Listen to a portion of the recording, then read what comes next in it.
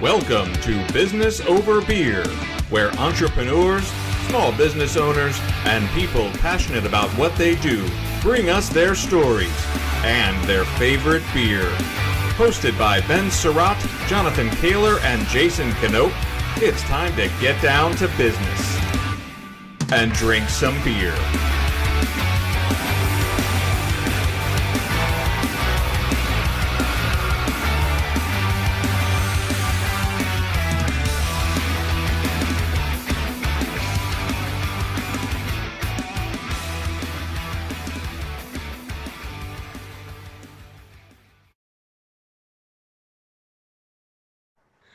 Hello, everybody, and welcome to another episode of the second biggest podcast in the Pacific Northwest. That's right. We are still under those Sasquatch Hunters, but we're closing in on them. This is Business Over Beer.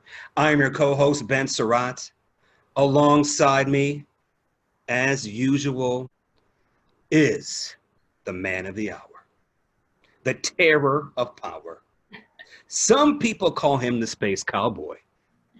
Some people call him Stitches. Some people call him Man Bun. But we call him Spartacus. Mr. Jonathan Kaler, happy Friday, my brother. How are you doing? Happy Friday to you, my man. Thank you for that lovely introduction. As always, I'm glad the Man Bun still makes you laugh. That is my goal in life, is to always make you laugh. And if I can do that, I'm doing my job. Keep that man bun, brother.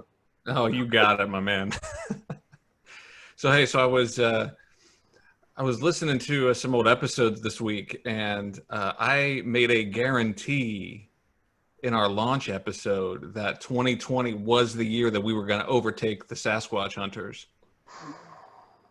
But I didn't know a pandemic was coming. How could I know that ahead of time? So I'm a little nervous about my guarantee. So guys, my credibility is on the line here. So we got to make a move on these guys so we can be the biggest podcast in the Pacific Northwest. It's happening.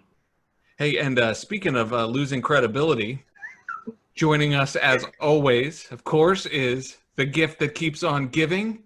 He is affectionately known as that gangsta of Hazeldale. Is everybody down with the KNOPP? Yeah, you know me. Jason Knope, welcome back to Business Over Beer. How you doing, my friend? I'm fantastic. I've been waiting all week to crack open a beer with you guys, and very excited for tonight. We have some awesome guests. We have Michelle and Mariah Martinez of the M Agency, and we're going to discuss their business, have some beer, and just enjoy some good conversation tonight. I'm excited about it. Awesome. Michelle and Mariah, welcome to the show. Thank you for having us. Thank you so much for joining us tonight. We're so excited to have you on. Michelle, you and I connected. Trying to remember, we were introduced by a mutual friend, and now I can't remember who that was. Who was that? Do you remember? That's a good question. I don't remember who it was either. I don't remember. That's fine. I hope they're not listening. Was it Brandy? It was Brandy. Brandy Henry? Brandy Henry. Yes. Yes, Brandy. See. Speaking of credibility on the line, we'll edit that out in post. But yeah, we were introduced together, introduced several months ago, and we actually had a coffee meeting scheduled. Yes. Right when the pandemic happened, and of course, the whole world shut down, and we ended up not having our meeting. But then you were so nice to reach back out and say, I'm not waiting for this pandemic. And we got on a Zoom and we got to know each other a little bit. And I'm so glad you guys decided to come on and share your story on the show. So this is Business Over Beer. So we like to kind of start with your business. So if you guys want to, introduce yourselves, talk a little bit about the M Agency and kind of what you guys are all about. Just give us kind of the 50,000 foot view of that and what you're into. Yeah, absolutely. First of all, we thought we were the gangstas of Hazeldale, but we did. I guess not. So the M Agency is a marketing agency. We work with small businesses on their marketing strategies holistically. So we do everything from social media management to content marketing to email marketing and pretty much whatever their business needs. We also do a little bit of consulting because we've both owned businesses prior to coming together to start the M Agency. So we like to really help, wherever we can, whether that's with Michelle's really strong in sales, I'm really strong on the marketing side. So we really try to, help in any way we can. One of the things that was a little bit of a downer was we were doing a lot of public speaking. I spoke at a conference in Las Vegas in December, and we were really hoping to ramp that up. And then COVID hit. So here we are at home. And so we've really been working on just content and, working closely with our current clients. Cool. Yeah. Outstanding. Yeah, it's been quite an experience, because when you think of marketing, you don't think of consulting, but once we meet with our, prospects, there's so much more involved, right? So you're kind of touching on a lot of different areas that they might need help in that they weren't even aware of. So it's been a great experience to meet people and collaborate with them. Yeah, we get a lot of requests to, can you manage my Instagram? Yeah. It's like, no, there's a lot more than the one-off. It's more of like I said, a holistic view of their business. So on the consulting side, then you're doing more than just the marketing side. You're doing more broader strategic business consulting, not just the marketing side. Yeah. Right. And it kind of just naturally happens. When you sit down to meet with them, there are holes in their business that we find with them, and it comes to light, and it's very helpful. I've owned 2 other businesses, and so has Mariah. So we see that, and it helps bring the marketing together in the end. A lot of them are really lagging and having troubles with sales. So I've helped people get accounts or, drive their revenue in that way. So it's been a really neat experience to go down that journey with a lot of clients. Well, and you guys really pack a 1-2 punch based on your experiences, because you are previous business owners, but also with Michelle, I mean, you've got the sales background, the hospitality background, your passion for being, client facing, and Mariah, of course, you characterize yourself as a tech nerd. You kind of grew up professionally, it looks like in the Silicon Valley. And then of course with your marketing chops, I mean, all of those things combined is a pretty powerful 1-2 punch for you guys when you walk into a client or a prospective client, I would imagine. It does. And we play off of each other, and we branded it as old school meets new school. because I am very hospitality driven, relationship driven, front of the house, and Mariah is very strong with the writing and, really bringing things to light on social media. So it's really nice to have that balance. Yeah, she's great at sending the handwritten notes, and I'm good at sending emails. Awesome. Okay, well, I don't want to get too far behind the curtain because Ben is dying over there, bro. You look thirsty. I am thirsty. Well, this is Business Over Beer. This is the beer portion of the program. We ask all of our guests to bring a beer to share with us. Have you brought a beer? We have. Yes. We're going to our roots because we are Mexican. Ooh. Bradford Batten would be very proud. Be very proud. We really wanted the one Ben has, but Hazeldale doesn't have many options either. There's lots of options in Hazeldale. Yeah, Canope, I don't think you were on yet when we were talking about the fact that you all are from Hazeldale together. So yeah. So maybe you could be the gang of Hazeldale. Yeah, I mean, there's room for more gangsters of Hazeldale. For sure. We could kind of be a posse. There absolutely is. Yeah. So so Pacifico. Yes. You want the backstory on that? Yes. Well, you guys are in the storytelling business. Okay. We are in the storytelling business. So are we supposed to wait, or can we? Start? Oh, well, yes. All right. So let's. Cheers. Salud. Salud. I'm not allowed. That's right. I was told I'm not allowed to pour it in a glass. Prost. Oh, you're not? Okay. And you're supposed to shotgun a can, Ben.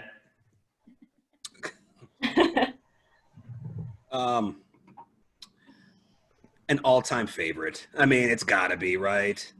It's got to be. Wonderful. Well, I'll tell you, it's way better than Corona. It is, for sure. It's way better than Corona, because we had Corona on the show a long time ago. Oh. And the minute you open the Corona, you just get hit in the nose with Corona. With Corona. And this actually has some character. It has a little bit of body. This is a good, easy drinking summer beer, and very very Clara. I had a leftover Corona Light from a few weekends ago, and I just finished it earlier because there was one lone soldier, and I was like, that was not good. That is awesome. Number one, that you kept it and drank it, and number two, that you referred to it as a lone soldier. Cheers to that. Right. That is awesome. No, we could not leave it hanging.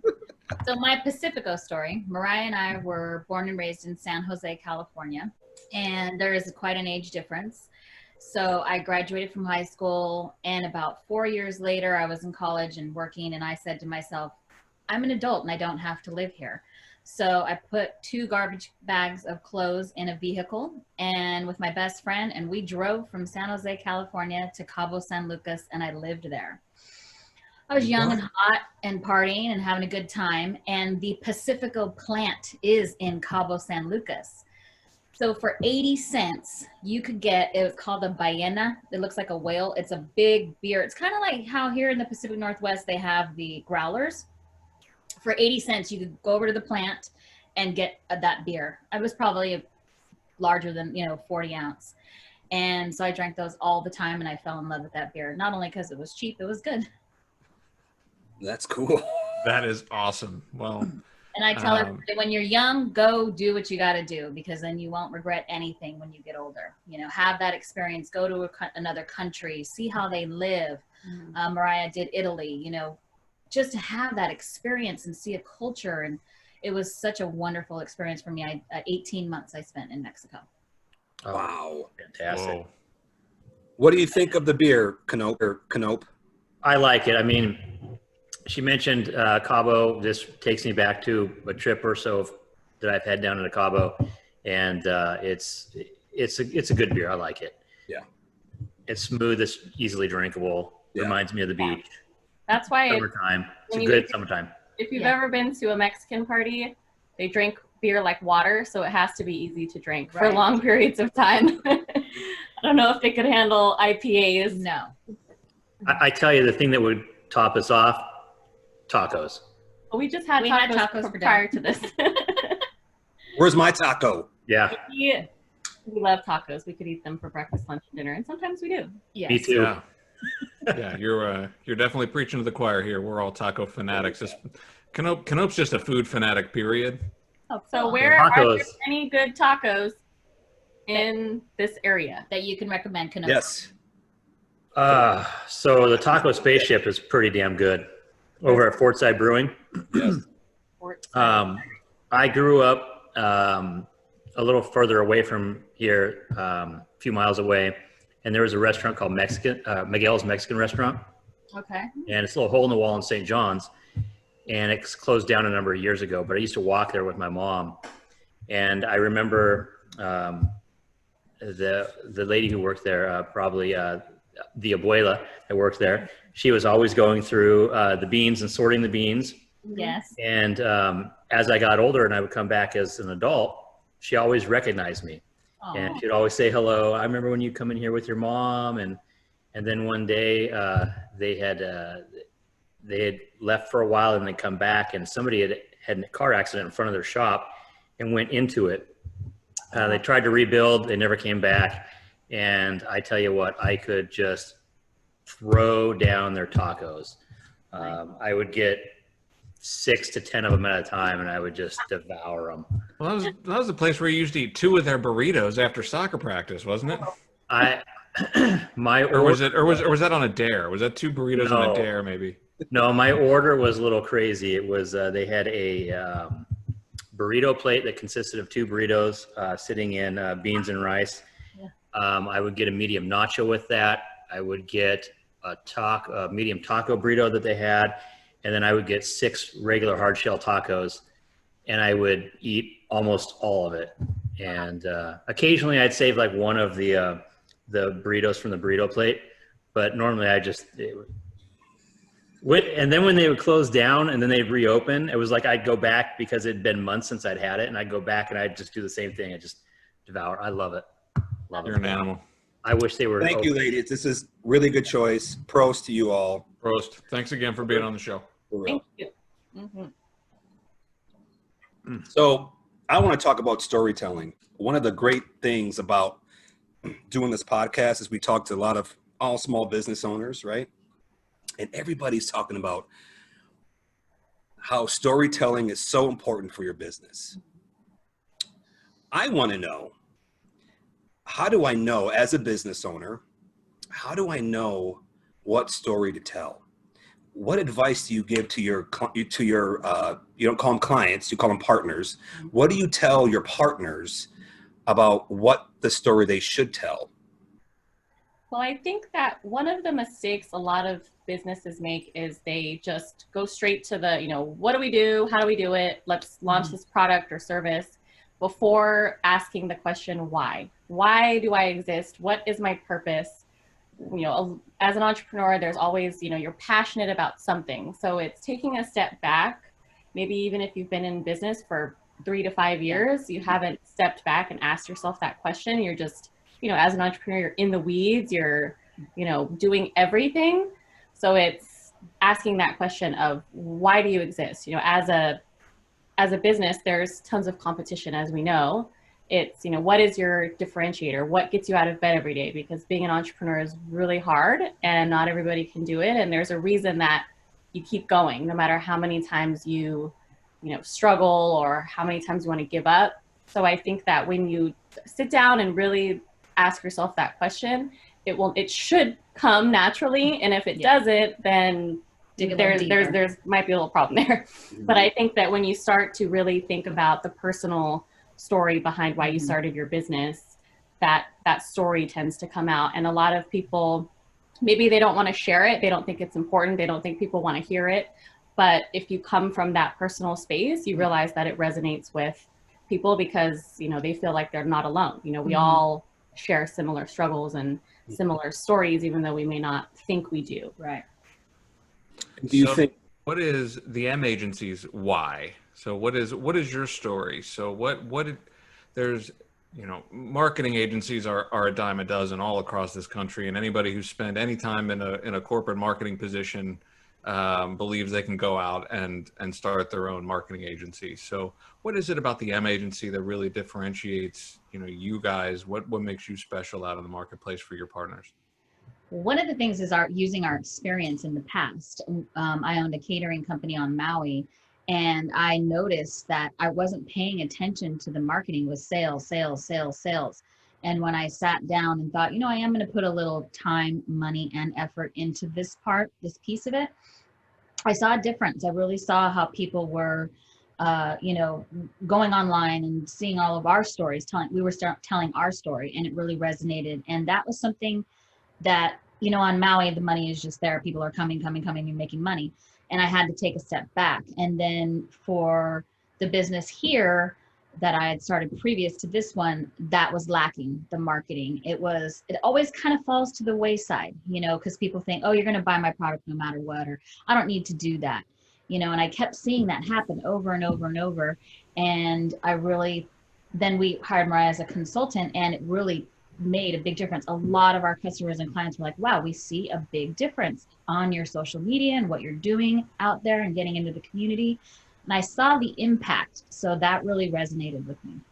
Yeah, and I think for us, the why is we really truly want to be of service, not just provide a service. I think that I've experienced other agencies or people that are service providers, and it's, cut me a check, I'm going to do this for you, and that's it. Right. We're very, very relationship forward. And I think for me, coming from tech, you think it's a very, humanless, I don't know what the word is for that, but spirit. Yeah, exactly. I mean, the robots are going to take over soon. But at the end of the day, no matter how much technology advances, there's always a human element behind. There's always people behind it. There's engineers, there's people that are working behind the scenes to do things. And what I learned when I worked in tech for 4 years, and I became a senior manager of a team of engineers. I'm not an engineer. I was the only female, and I was half their age, and they didn't want to listen to me. They thought engineers are very proud of what they do. And if you don't speak their language, they can get a little irritated with you. So I really had to learn how to connect with them on a more, they're a human, I'm a human. What are your interests? What do you care about? What motivates you? Why are you here? You know, we all go to work to get a paycheck for some reason, you know, whether it's to provide for our families or because we're passionate about something. So that really is, for us, it's really helping other businesses be successful and take that marketing piece off of their plate. Yes. Because we've been there. We know what it's like to be the CEO, the CFO, the CMO, and do everything. Wash the dishes, take out the trash. Yeah. Clean the toilets. So we want to be there to help them and support them, and really sometimes just be someone they can talk to about their Right. struggles and understand that you're not the only one going through this, and we're here to help you in any way we can. Mhm. And I think that part from what we've experienced with our clients and our partners really sets us apart, because it's not just one-way relationship or a taking relationship. We really want it to be a win-win. Right. And 3 of our clients are solopreneurs. So they look to us as their team. You know, we get on the phone once a week with them for 1 to 2 hours, and we're talking about everything. You know, it's nice to have that professional background to bounce things off of. And then when you hang up with them, you feel inspired, and the collaboration it's wonderful. We really enjoy it. But we are picky with who we work with too. Oh, I'm Now, sure. and I will say that engineers get annoyed with you even when you do talk their language sometimes. So, you know, They're a different breed. You know what? Hey, good. God bless them for the work that they do, because For sure. Yeah. For sure. We all have our strengths. Yes. The other thing I'd want to ask about storytelling too, and just as entrepreneurs, and is partnerships. And my wife and I have our own business, and one of the things that we did when we shifted our mission statement Okay. about 2 years ago, and one of the things was, what's our story? But the hardest one was our individual story, and combining those, my wife's story and her wants and her needs on where the business is going, and mine, and combining those together to get the mission statement out there. What advice would you give partners, your partners, yourselves, and you both have your own needs and wants in the business, but yet that has to come together cohesively to make your business work? What advice would you give to business partners?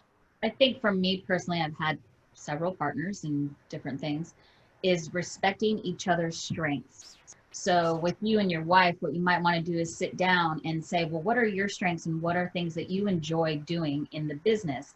Because for Mariah and I can't do a lot of the things that she can do. And she doesn't want to go out there to 10 networking events. You know what I mean? So it's really drilling down into, you're owning your own business to be happy, number one. So what are the parts of this that make you happy and that you get joy from?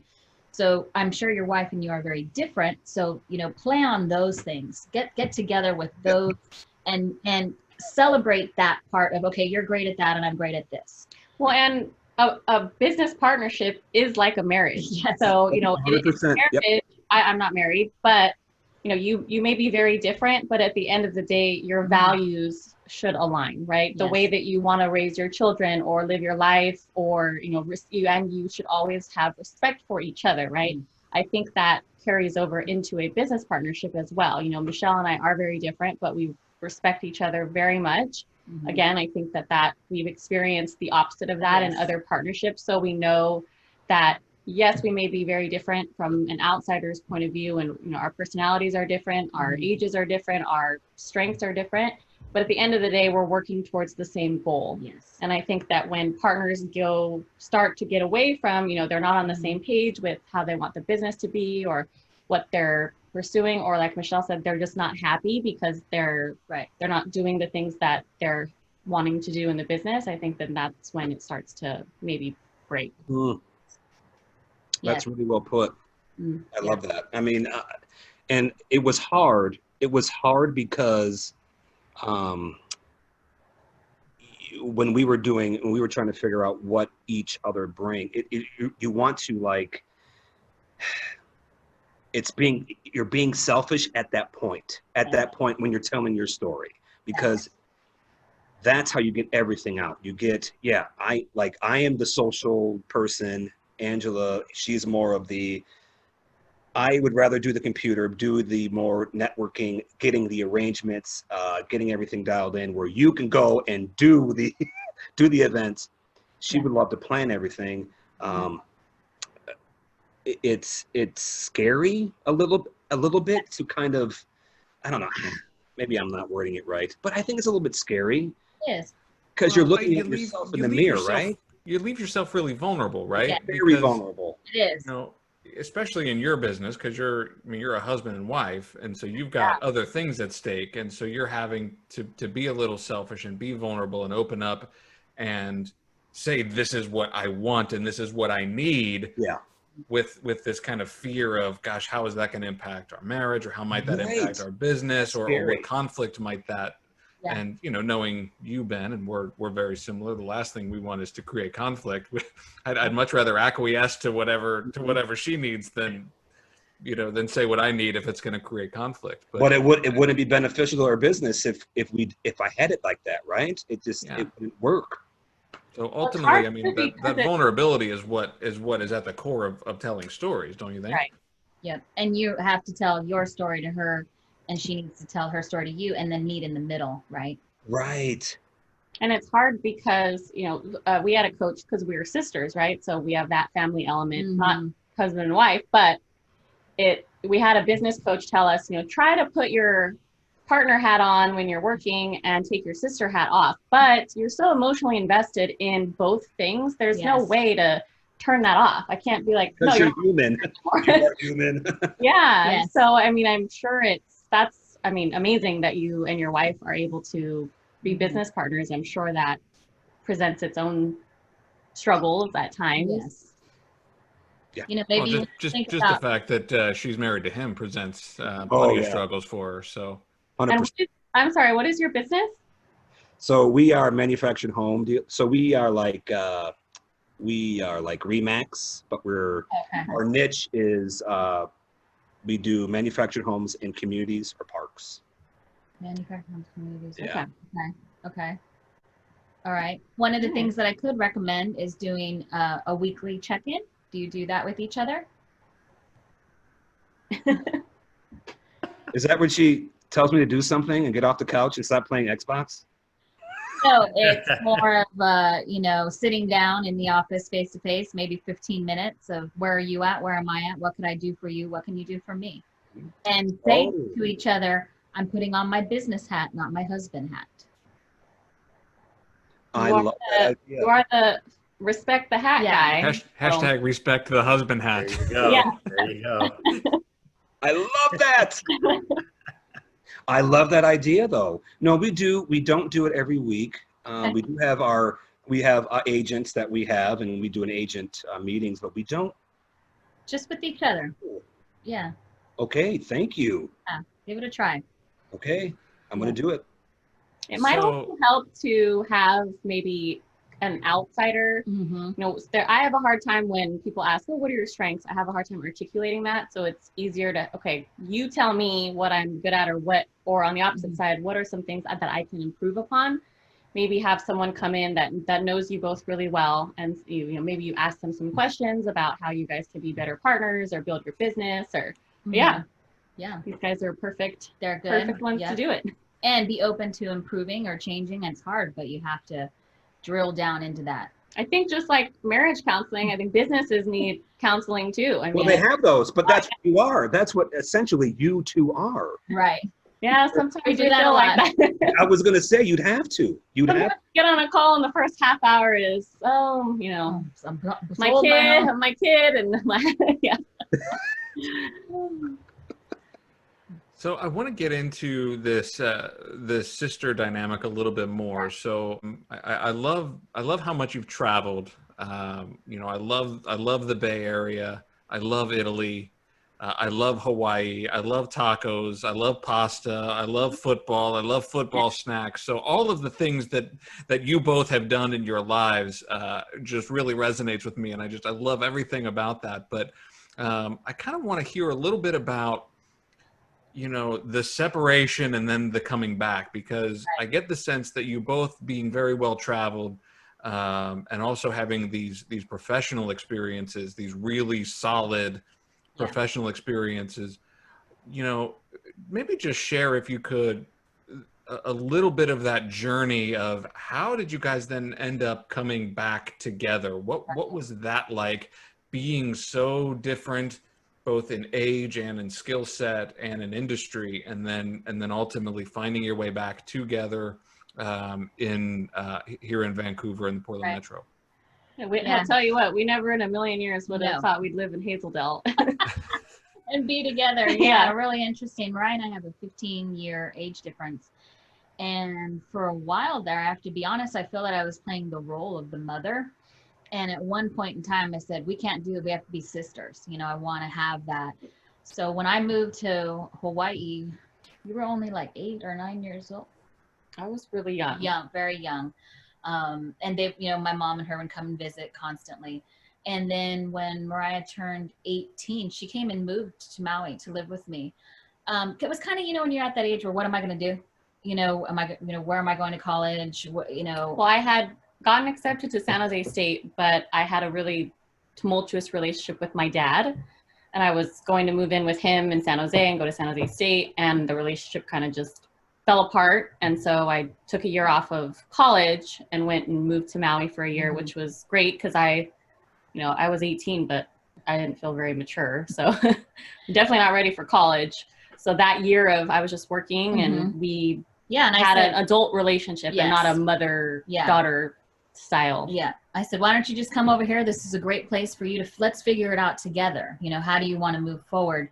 She's smart, bright, but Mariah's a little bit of a late bloomer. She was very shy and just dove in. And I was working at the Fairmont Kealani Maui. I was a large conference services manager there. So I did like NFL and Taco Bell, and they would all fly in and I would handle very large groups there. So she got a job at the hotel. So it's really, you know, the hotels are such a great training ground that you have to have 40 hours of training before you get out there.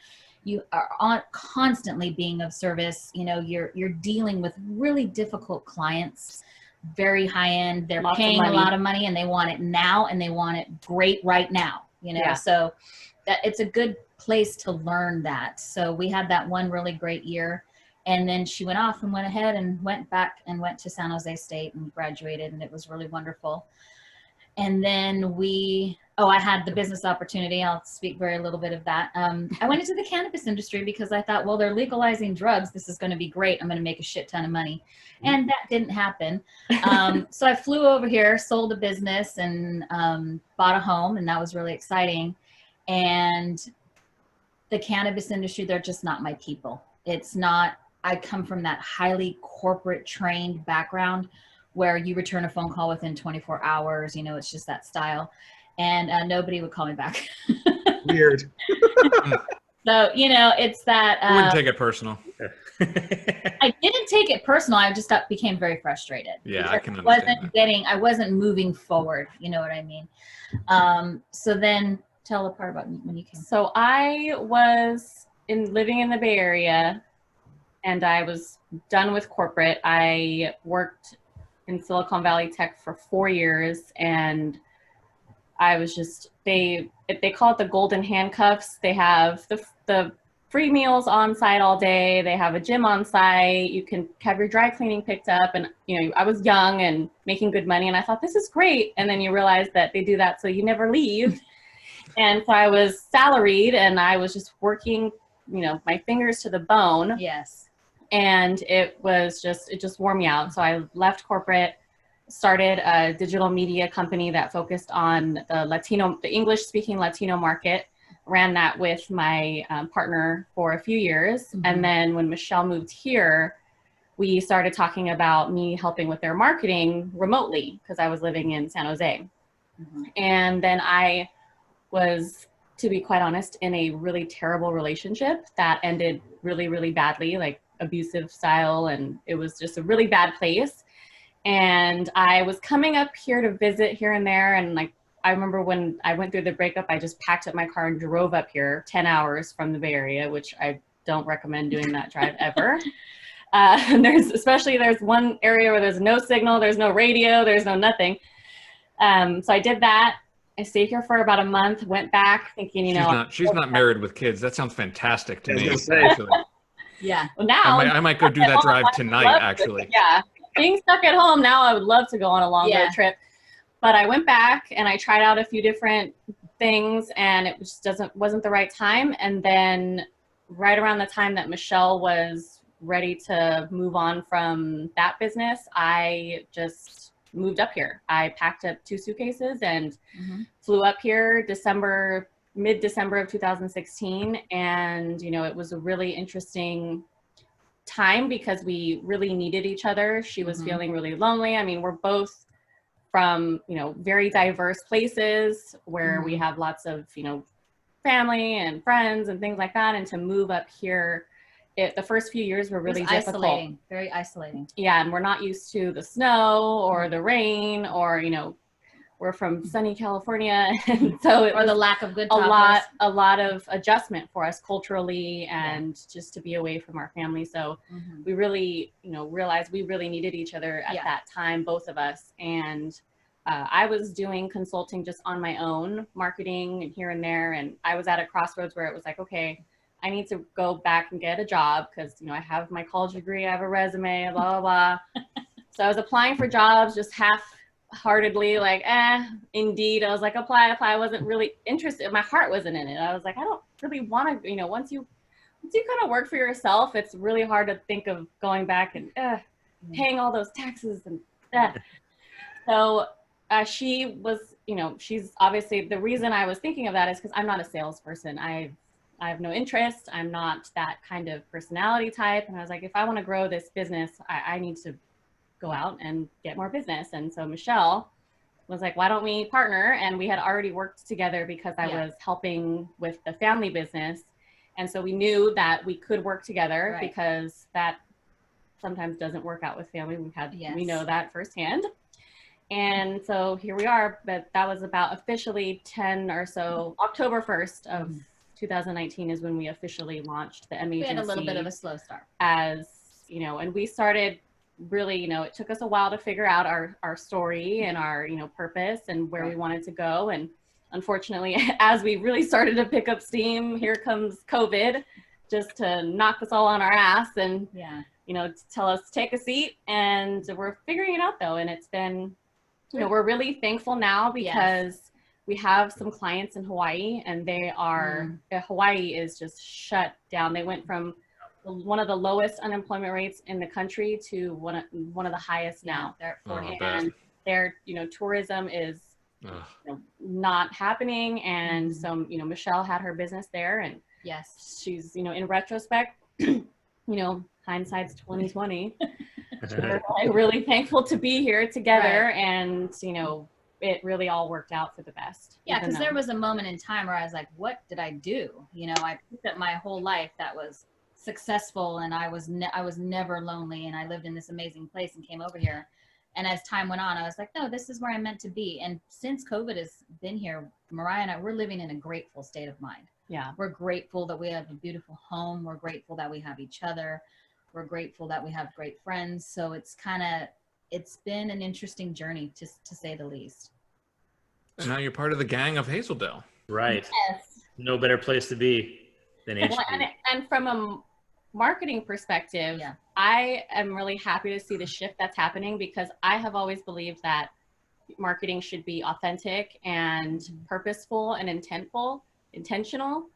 And we're seeing a lot of brands that are not responding well, and we're seeing a lot of brands that are doing it right, because now people are craving authenticity. Yes. And, you know, you can't just be an influencer posing with the product and like, hey, this is great. You actually have to have values and a purpose. And I really see that shift happening especially with, you know, what's happening politically and with the Black Lives Matter movement. Really, you know, that's a perfect example of great branding and marketing. The Black Lives Movement, they're clear about their messaging. They know what they're doing. They have a purpose, and people are getting behind it. And I'm seeing that more and more, that brands are realizing we have to have a purpose. We have to have a reason, and people are craving that right now. So it's actually there's been a lot of positive things that I think have come out of this. For sure. Yeah. For sure. Awesome. So Ben? you mentioned Canope? yes. Go, brother. That people should dig deep for resources and not spend money on things that they think they need. Do you maybe have a few examples that you don't want to share with people of some things that they in business that they think they may need but don't actually need? Right. So I'll give you an example. When I opened Aloha Events Catering Company on Maui, you know, I had a team of like 35 employees, and I'm a little bit of a people pleaser. So they would come to me and say, "Oh, we need this new really trendy bar. You know, it's $2,000 and it'll really take off." You know, and I would just jump on board with it because I thought, "Oh, this will motivate them to do, you know, great work." And okay, I'm going to go for it. You know, it was like I was buying into these things that I thought would make them happy and motivate them, when really I should have buckled down and said, "Sorry, that's not in the budget. Make whatever we have work." So I was doing that a lot. Another thing that happened for us, we took like a marketing class, you know, $6,000. And it was so funny because during the journey of it was last year in like May, I kept looking at Mariah going, "I already know all this." You know, We've lived this. I did. everything. I could teach this class. All the webinars I go on, I'm like, man, what? I should start doing these. Like, You know, I'm going to be 50 years old next year. I said to her, I mean, of course I want to learn, but for $6,000, you're telling me everything I already know. So that's where you kind of got to dig deep and say, okay, I'm going to trust that I know a lot of stuff. And if I am interested in something, let me dig a little deeper and see, is that going to be of value? You know, am I going out and buying the best delivery van that they have, or should I right now buckle down and get maybe a used van? You know, that's in the cannabis business. When I moved here, you know, that was really smart with that. I said, you know, let's get a delivery vehicle that's used. Let's not buy the $30,000, you know, let's take our baby steps until we're actually profitable. You know, I kind of took that experience and it was better. well, and I think with regards to resources, sometimes people think growing your business means adding on things, when sometimes it means being more efficient and scaling back. Yes. One of the things Michelle did with the cannabis business is cut back on staff. So they had way too many staff members. She cut them down, and they were either the same productivity level or more, because you get really high quality, you get a really high quality team in place that's doing, you know, the same amount of work, if not more. And I think that people think, oh, I just got to keep adding things and buying things and buy this, you know, expensive device or whatever it is, and it's really going to make my business take off. But that sometimes is the wrong path to go, and then you allocate your resources in the wrong place. Right. Especially as a startup, you really have to. You got to buckle down. Yeah. Oh, for Well, sure. I think that for particularly for entrepreneurs, but I mean, I think this is, you see this in you know, as corporate employees too, that, you know, there's this feeling of, well, I've got to keep learning, or I have to keep, you know, I got to take one more class, or I have to constantly do these things and wait until I know everything in order to move forward. And it's like, you know, there is no replacement for doing. There's no replacement for doing and failing. And, you know, I've encountered that. My background is in customer service and customer service management. And, you know, I've been in those seats where it's like, you know, I could teach this class. Yes. And it's like, there's no replacement for doing, instead of trying to get that one perfect key to open the door. And it's like, there's no easy road. There's no like magic potion. It's, you know, you got to do and fail and learn, repeat over and over and over again. I always reflect back to, you know, the tech industry, right? When they release a new app or a new piece of software, it isn't until it launches to the public where they find bugs, right? People can try it out and then they see what's working, what's not working. So again, people aren't looking for perfection. You know, you have to just do it, like Nike says, I guess. Yeah. Well, Ben, my Pacifico is out, so I'm getting thirsty myself. Is it time? It is that time. Ben, I thought you were doing the Star Trek thing. Yeah, he may have. He might be. He's that kind of nerd. So, Michelle, Yes. Mariah, Yes. Yes. on Business Over Beer, every episode, my lovely wife, Angela, Okay. picks out a mystery beer for us. Now, those mystery beers are usually Kaylor, how do you put it? High octane, High octane. fully leaded. Okay. So it's kind of a fun game. So what we do is we don't look at the bag. You have, yes, awesome. So all we do is we open it, we pour a little bit, we take a sip, Okay. try to guess what it is. Don't look at the, yes, just like that. You try to guess what type or what the brand. I mean, I'm not a. Yeah, whatever. Anything.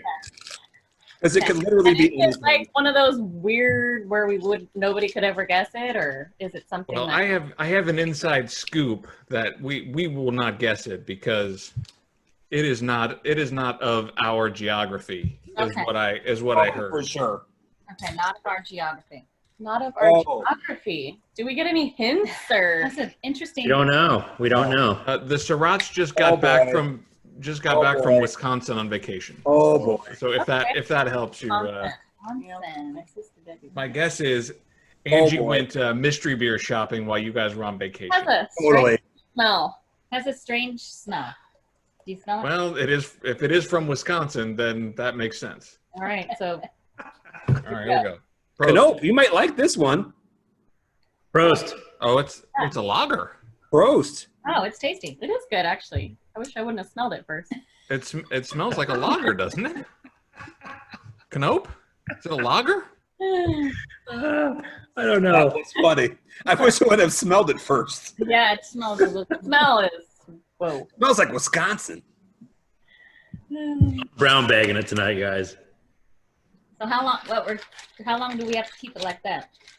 Yeah, I'm not gonna guess this. I have no idea. It could be literally anything. I mean, it's I don't know. a lager. It's a lager. This is way off book for her. This is, don't you think, Canope? It's a lager. Not an IPA because No, it's not an IPA. Pacific Northwest. I Yeah. cannot get into the IPA. No. I'm going with Lakefront Lager. That's what I'm going with. Oh, good one. Lager. Lakefront Lager. Did you have any lakefront while you were in Wisconsin? Mm-hmm. What Good. was? What were you Let's say doing? if you didn't, I would have to punch you. I'll go. Canope, it's a lager, right? Boy, I that- think it's the Kenosha Kolsch. No. Not a Kolsch. Kenosha Not a Kolsch. Kolsch. Not a Coles. Is it All a right. lager? Yeah, I have no idea of any of the breweries there, but yeah, I would have to agree that it's a lager. All right. All right. Big Reveal reveal. time. Let's see it, ladies. Oh my god! I know. Oh my god. This is. I We know think that beer. We know I that. think she might be the real gangsta. Yeah. With that choice. For listeners, for the listeners. I'm gonna have to go grab my dad real quick. Wow. For the listeners. Let's- It's Schlitz. That is hilarious. That is unbelievable. I did not see that coming. No. Hey, well, He is. I didn't even know she brought this home. really, that's some. All right, everybody hold up your Schlitz cans real quick. You gotta And take a picture. smile. I'm going to take a... Yeah. I'll take one too. That is... Oh, God. That's... Little setup. There's not much flavor to it. No. You like it? Well, it was I can't even smell anything. more mild than She's- I thought it was gonna be, so that was. You can't smell it. I wish I You didn't can't smell it. You have to pour it into a glass and then smell it. Yeah, That's it awesome. smells like Schlitz. Man. I mean, when I said I'm gonna brown bag this, it was like something. Yes. You knew. It You was just like I knew. knew it. Yeah. That's funny. But once again, Ben, Good we job. have the Pacifico Yeah. Oh, I know. Yes. Mexican lager How many? And then Schlitz. with the Guys have- Schlitz. Oh, I mean, there's a connection there. That's crazy. so I have a beer question, or not Sure. a beer question, but a show question. How many beers have you guys? What's the most amount of beers you've drank on the show? And has anyone ever gotten sloshed? You mean Schlitzed? Schlitz. Never. On like one single show, Yeah, I guess. or like including pre-gaming and show and post-gaming. I Like would on say the show, during it's the recording. During the recording. During the recording. three, probably. Yeah. Probably three. Okay. Yeah, it's No, usually pretty tame. There But is before and after, especially early on, all bets are off early on. We've toned it down. Once we made the choice that we weren't three guys sitting around just getting shit-faced on a Friday night, that we wanted to do something bigger than that. We kind of toned it down a little bit, but That makes sense. Well, I love the concept. It's great. Yeah. Well, thank you. It adds more, fun to Right. a business discussion where it's not the same old, same old. most of the time that's true. But she's gone anti Angie on us here. Not anti like she's my aunt, but anti Angie. I got to text her now. That's fantastic, though. That's funny. I tip my hat to her. I tip my man bun to her on that one. That's, Is there any like rhyme or reason to her selections, or she just No. comes to her? And it started just as kind of a fun thing. Like it wasn't even part of it just happened to be one of her beers, right? well, it started with that very first interview with Canope. She sent Ben with a beer in a brown bag and said, "Here, go take this for your podcast." And Ben said, "Well, what is it?" And she said, I'm not going to tell you. I'm not going to tell you. Open it, open it when you get there. And so we were doing our very first interview. We'd never done one. And we're interviewing Canope. And then, all of a sudden Ben's like, "All right, well, I got a beer here to open. I don't know what it is, but it's this mystery beer. I don't know." And he pulled it out and we drank it. And for a long time, that's what we did. She would send us with a mystery beer. And then we would just pull it out and look at it and then drink it. And then somewhere around Nunez, so around episode 12, Ben's like, "We're going to do this different. We're going to drink it first." It's a game. It's like a fun game. Yeah, then it becomes more of a game. Then we're going to start drinking it. And then we'll try to guess. So, but yeah, after that very first, we're like, well, Angie's mystery beer is a thing now. Like she said, "Angie, you have to do that every time." And to her credit, she has done it every single episode. Wow. Nice job, Angie. This is the 41st. I think you guys will be number 41. So this is the 40. This is technically the 40th Angie's mystery beer because she does have one repeat, but that's true. Hey, Michelle. Yeah. When earlier that you had to go from your motherly figure with Mariah to sister and then ultimately business partner. Right. How was that? Was that an easy transition for you, or was that some really big soul searching and like your story? It was big soul searching because I was 15 and she was a baby, and we had a very different childhood. I was an adult at like 4 years old.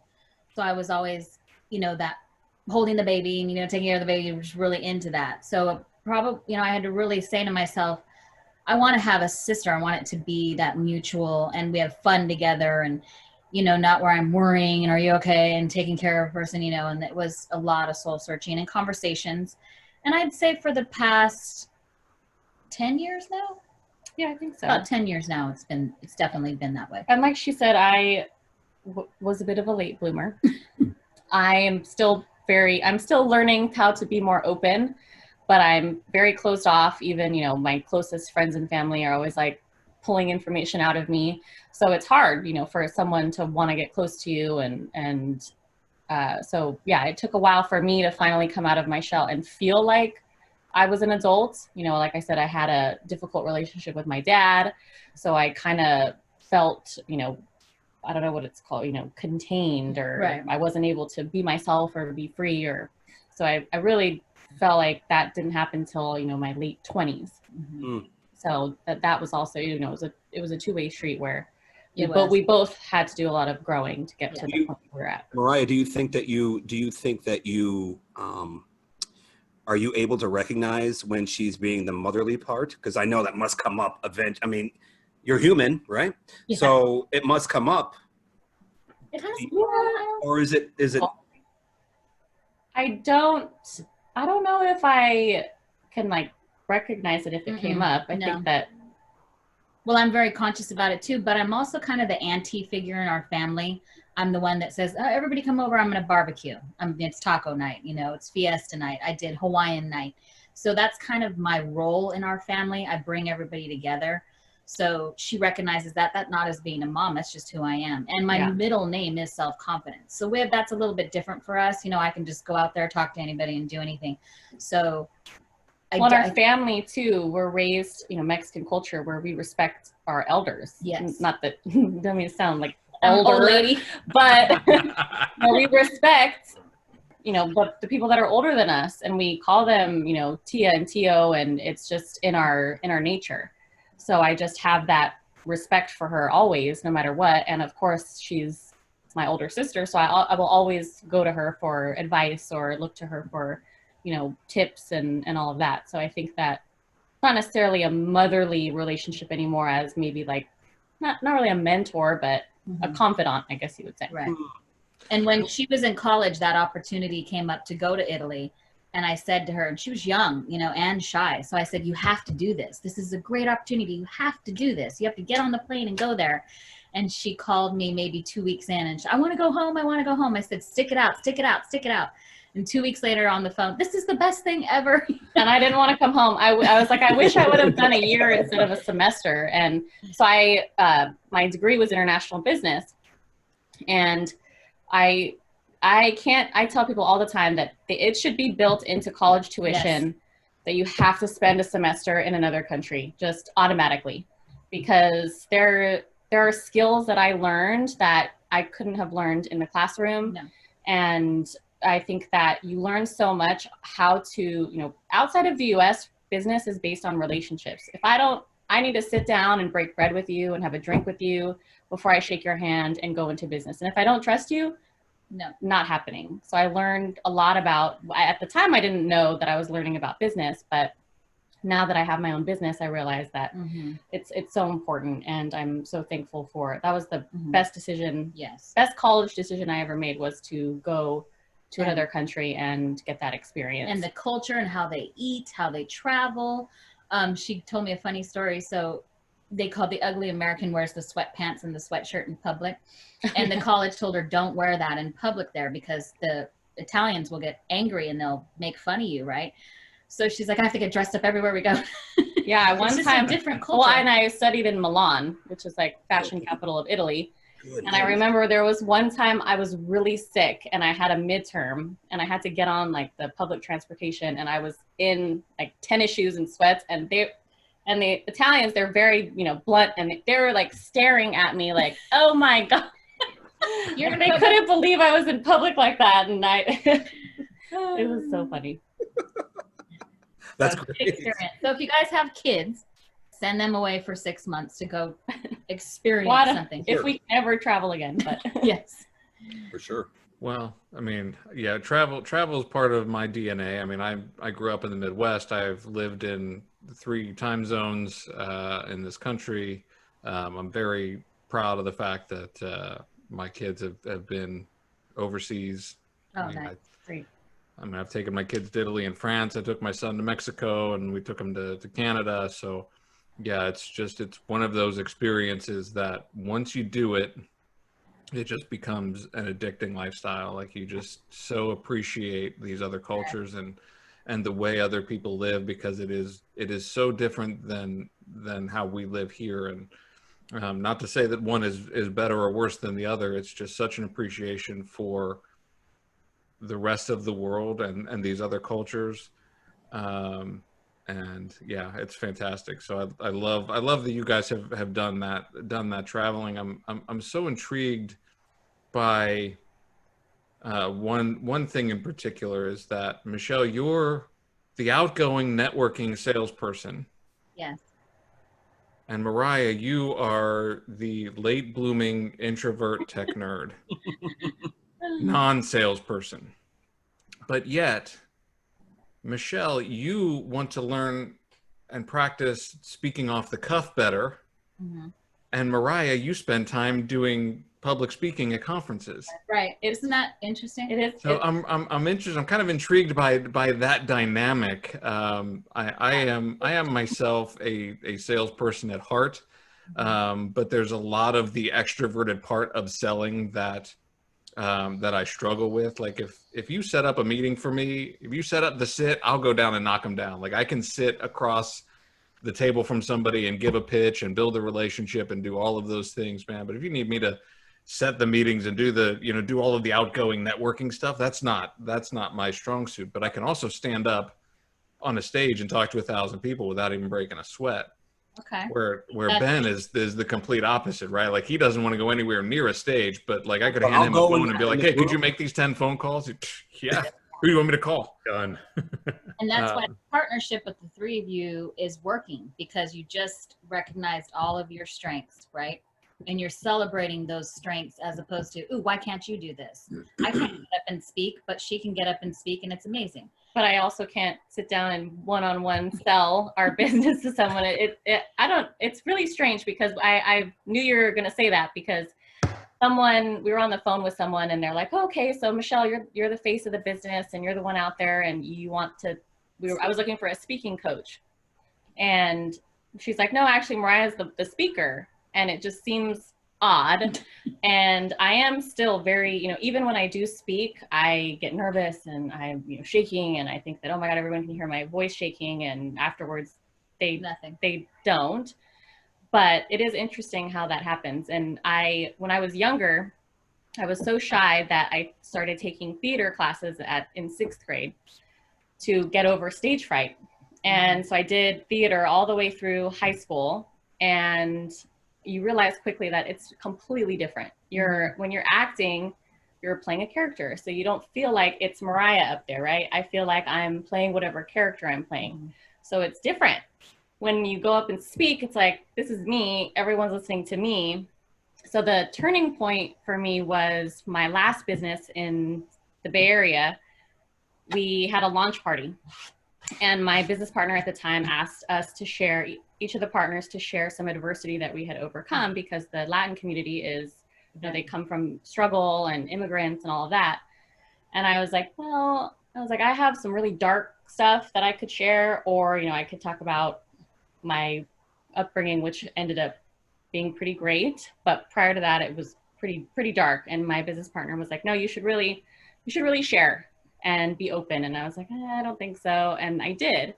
And I had women and other people coming up to me after telling me how much my story resonated with them. And that's one of the times I realized how powerful storytelling is. Yes. And how important it is to share our struggles, because we all have them. I can sit here and talk about how great I am or how successful I've been, but it's not really going to resonate with everyone, because some of us will not experience that same level of success. But I could share, we've all experienced pain and suffering and heartbreak, and those are the things that really connect us as human beings. So as soon as I saw that impact that I had on that group of people, I realized, okay, I can use my communication skills that way to get whatever message out that I'm trying to get. And it's not about, as a public speaker, you realize that it's not about you. It's about what message you are delivering to the audience and what service you're being to them. And it helps you kind of get out of your nerves and get out of yourself, because it's really not about you standing up there. It's about the purpose that you're trying to convey to them. Yeah. And it's been great.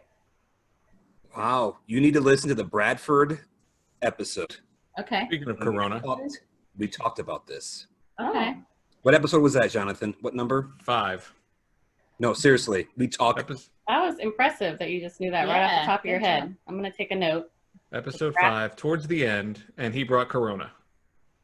Jerk. Oh, the Corona. He did. He really did. Sometimes you got to clarify now, coronavirus or Corona.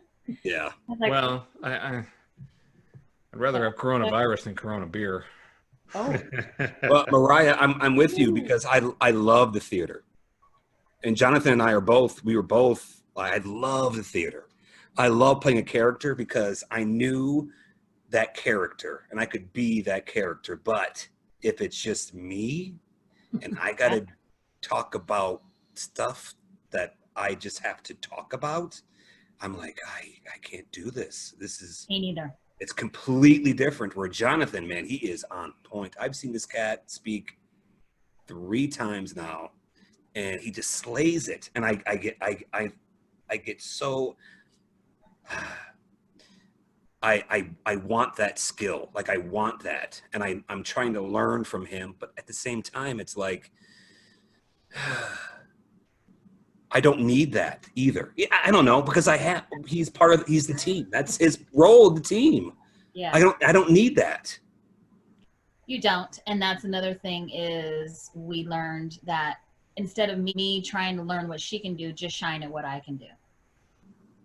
Right? Amen. So we'll Amen. let Jonathan, you're the speaker of the group. For sure. I am. Well, Canopa is actually, but when he's not on mute. Yes. Yes. It's amazing. No matter how many Zoom meetings you do, there's always a time where you forget that you're on mute. Yes. Oh, he doesn't forget. I'm fully aware. Fully aware. Oh, that's even I do. better. I do it on purpose. I don't want somebody to hear my little one scream or whatever. Come Okay. walking in and yelling at somebody. no, that's okay. Well, clearly, both of you have a real zest for life. I mean, and that comes out.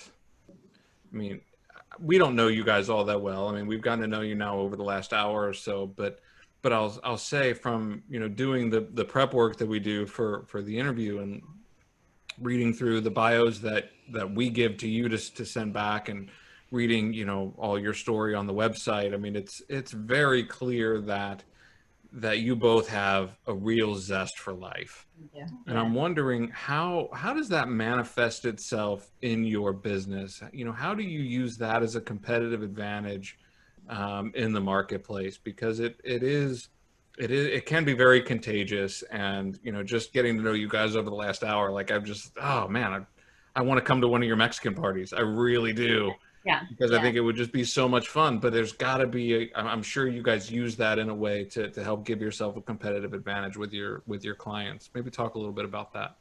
Absolutely. I think that people they trust us and they're very open. That's one of the things that we talked about earlier. I mean, we're truly interested in one of our clients is married and has a 4-year-old little girl named Sloan. We always ask, how's she doing? We're genuinely interested in you and your family, and what do you like to do? How do you enjoy life? We have another client that we say, go out and do something fun. It's just that working. And it shines through because we are genuine. I mean, we're not going to work with people and lie or, it just doesn't come off properly. So people see that about us, that we want, you to be happy and successful, and how can we help you get there? And a lot of times for me, Mariah knows this, I'm somehow become a lot of people's personal counselor. I'm a judgment-free zone. Unless you've hurting small children or animals, go ahead and tell me anything. It doesn't affect me in any way, shape, or form, and I'm here to listen. So that's really helpful too, and our energy plays off of each other in our meetings and meeting people. And you're right. It's attractive to people that they can be open and honest, and we're on the same page. And it's been really well for business. This is my 3rd business. And I think because we are close, it comes off. My last business, my business partners and I, none of us were on the same page. And I think it reflected in the success because we were all just holding each other back, and we weren't celebrating each other's, how we were saying earlier about being the best you and, moving that forward. And I could see in the business, the business was suffering because of that. So I do celebrate that we are bringing that energy forward. Yeah. And I think that, people crave authenticity. I think it's hard to come across people that are authentic, for better and for worse. Right. And also that element of like you said, the zest for life. I think that I don't believe in the work-life balance, especially if you're an entrepreneur. And now being quarantined at home, there is no separation, right? Just so life. It's just life. And obviously we have different masks that we put on in different situations, but you should always try to be authentically yourself wherever you are. And that means, if we're fun people, you want to be fun at work too. I mean, you spend most of your life working, why not have fun? And I think that it shouldn't be like every day, like wake up, oh, this sucks, I don't want to get up, and like, yeah, we look forward to Friday, but you should also look forward to Monday after you're rested and you've had a nice weekend with your family. It's, we really think that if you are going to take the leap into entrepreneurship or, startup life or small business ownership, it should be fun. You're going to do a better job at it. You're going to be more successful, and people are going to feel that from you. Yes. And you're going to serve your community better. Absolutely. Absolutely. And don't fall for the analysis paralysis. Right. Yes. Yeah. Yes. Just do it. Laying in bed sometimes. Well, that's what I'm working on, Ben. My God, I can talk myself in and out of anything over the course of just a few minutes. So, no, dude. What do you mean? Well, I have permanent residency right here. It's just, I can see in my personality, I'm a dot connector. Right. I don't need the whole book. Just give me a couple of chapters and I can figure out the path. I've been described as the pioneer, right? So I'm the guy up on the top of the hill way ahead of everybody else, so I can kind of see what's happening and, urging people along. Okay. And those are great skills to have, but the downside of that is also I'm not always right, despite what I think. I'm not always right, but I can see so many different angles that I can talk myself into something because of one thing and then out of it because of a different factor. And then I get into this loop, this sort of feedback loop in my own head of maybe I should do it, maybe I shouldn't. Should I do it? Should I not? I don't know. Yes, no. And I'm working very, very hard on that. And I think I've gotten better over the last few months. Oh, Yeah. Oh no. Aware of it. Really? Yeah. That's the first Step 1, you're aware. Step 2 is how to move past it in a positive way so you can sleep, right? Because I'm sure when you lay in bed, all that starts going again. Sleep? That. That's the time. That's the time when it happens. I am a very interesting individual because I have remarkable self-awareness. I have, I shouldn't say I have. Historically, I have had very little self-regulation. So. Okay. So even when I'm being an asshole, I know I'm being an asshole. Oh. I'm choosing to be an asshole. Like I know, like I get it. When I'm being the worst version of myself, I know I'm being the worst version of myself, but I haven't practiced the tools until recently to really try and make that better. But Right. That's, you hit the word tools. It's what are the tools. We did the 21-day Deepak Chopra challenge, meditation challenge. And boy, that was quite interesting. It's hard. It was hard. And Can you really quick for our listeners explain what that is? Because I know what that is, but can you explain that to people? This particular challenge was abundance mindset. So you get, the way that this challenge worked is somebody invited us to it. So on a certain day of the challenge, you have a meditation, a mantra, and then a task to complete. And on one of the days of the challenge, your task is to create a group so that it's kind of growing exponentially. So we got invited to it, or I got invited to it, and then I invited Michelle to mine. And it's a great way to hold yourself accountable, because not only do you have to complete every day, you have to provide that day's meditation to the group. So it's tough. It's 21 days, 3 weeks. And for me, I am very the same. My mind is always going, like I have a hard time shutting down. I always have music playing or keeping busy. Like there's just a lot going on. So it was hard, but it was so great because I had my mom in mind. So it gave us, a connection that way every day. She loved it. And it, connected me to some friends that I haven't talked to in a while. But it just every day teaches you to be grateful and to have an abundance mindset where, you do deserve these things. There is enough abundance to go around for all of us, where most of us live in a scarcity mindset where, all of the resources are going to run out. But it's, you do deserve the joy, you do deserve the abundance. And it just every day is reminding you of that. And it, again, the fact that it's a group forces you to do it every day. Both did that? Yes. Yeah. Yeah.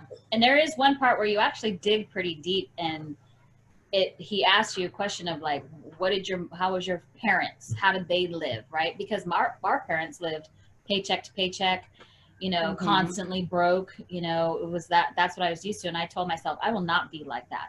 I am going to make $200,000 a year and I'm going to live like a rock star. Cause I am not, we're buying groceries when I want to buy groceries. Yeah. So he had to dig a little deep on that. The tasks were really interesting, and I'm interested in doing it again. I've looked online, and he has different challenges, but I recommend it to anybody, and it slows down. That 15 minutes really stops and slows that down. Mm-hmm. And you have to be patient with yourself. Meditation is the hardest thing. It's really difficult. Amen. Why they call it a meditation practice. Right. Yes. That's the key, right? Prior to joining that challenge, I have the app called Calm, and there's one that it's teaching you how to meditate. And something he said, and it really resonated with me. He said, it's not during the meditation that you realize it's working. It's when you're out in your life and how you handle a certain situation that may cause stress or anxiety, or the fact that you're a little more present or you're more grateful for what you have. That's when it's working. Because I used to always think, I have to be, in this Zen, no thoughts, and it's hard. Can't levitate and all that. And then you realize, no, it's just this little practice every day helps you manage yourself throughout the day with other people. Because then you feel good, you feel Zen at it when you come out of it, and then life starts to come at you and hit you, and you're like thrown off, and it really helps you to stay balanced throughout your day. Right. When I started meditating, I expected enlightenment. Right. And I quickly realized that was absolutely not what it was all about. And that's what I use. I use the Calm app. Okay. Yeah, I really like it. I really like the sleep stories. Those are really helpful because it's just kind of like, just listen. Well, I wish we had more time to dig into all of these things, but unfortunately, we don't. So Ben, before we go, it's time. It is time for the final question. Ooh. What's that? Michelle and Mariah, you are in Hawaii. Yes. Oh. You both live there, right? Yes. You are in Hawaii. It's the sunset is coming down. My favorite time of day. And the ocean is the ocean waves are breaking against the rocks and the sand, and in the distance there's a shadow, and there's two people that are breaking through that shadow. Who are those two people? And you can pick one each, obviously. Well, mine's Oprah. Do they have to be and why? Living or dead, doesn't matter. living or dead? Okay, so for me, it's Oprah because as you might or might not know, that all Mexicans are made to reproduce, and that's what my family always told me from 18 years old. When are you having children? When are you having children? I don't even have a boyfriend. How am I having children? So I really love that Oprah has never been married and has never had children, and she made that okay, because I've never been married and I never had children, and I don't feel any less than any other woman. So she's my ambassador for that. Good one. Awesome. Mine would be my friend Jesus, who I had lost to cancer a few years ago. I feel like there was a lot of things that I wish I would have said to him before he passed, because it was about a year-long decline. It was really, they found stage 5 stomach cancer in him, and it was just rapid decline. And, you never know what to do in that situation, but there's a lot of things that I wish I would have said. And so I would love to just have the opportunity to say them to him and say goodbye in a real way. Outstanding. Not to bring the mood down. Ben, did you get on the call map today? That was the most Zen mindful final question you've ever asked. Good question. Good one. Or are you just in that space today? You must just be in that space today. It's been a week, man. It's been a week. I hear you. Michelle, Mariah, thank you so much. We are so appreciative of you taking the time and joining us on Business Over Beer. If people want to find out more about you guys and the M Agency, where would you like our listeners to go? You can find us online. Our website is themagency.co, not .com. And the same on Facebook, the M Agency, easier to find, themagency.co, Instagram, themagency.co. We have a series on YouTube we did interviewing small business owners. For the whole month of June, we interviewed only Black business owners. Check that out on YouTube. Same thing, the M Agency. And find us both on LinkedIn by our names. Yeah. Canope, Yes. if people want to find Business Over Beer, where do they go? Well, they can go to bizoverbeer.com, that's BIZoverbeer.com. They can find all of our social media handles there, our blog. They can find they can listen to our podcast. They can look at the videos of our podcast. Everything's there. It's a fantastic website, and bizoverbeer.com. And as always, of course, all the links to everything that we talked about tonight will be in the blog post for this episode. So please go check out the blog post and the show notes. Hopefully, Canope will not be in an elementary school gymnasium for our next recording. I'm not sure why you're so echoey, but maybe next time he'll be back in studio with us. Keep in mind, I'm in my shop right now, not in my office. Yes, we can hear. Sorry. Can I order my lunch right now, or do I have to wait? Michelle Mariah, Thank you. thank you so much. Thank you. There's so much more I want to ask, and we will have you back on again to do We'll that. have you go over for tacos and we can talk more. Oh, Socially distanced. Done. yes. Cheers, guys. Thank you. Okay. Cheers. Thank you. Thank you. Kaylor, Canope, listeners, viewers, we will see you next time. Good night. Good night.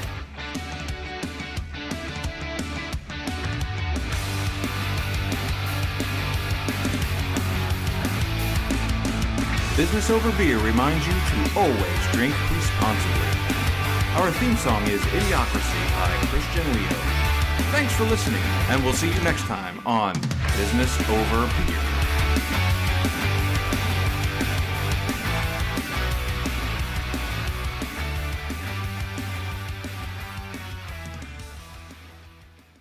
Big reveal. time. Let's see it, ladies.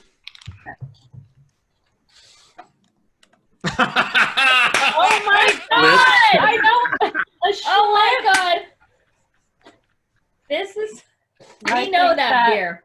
We know I that. think she might be the real gangsta. Yeah. With that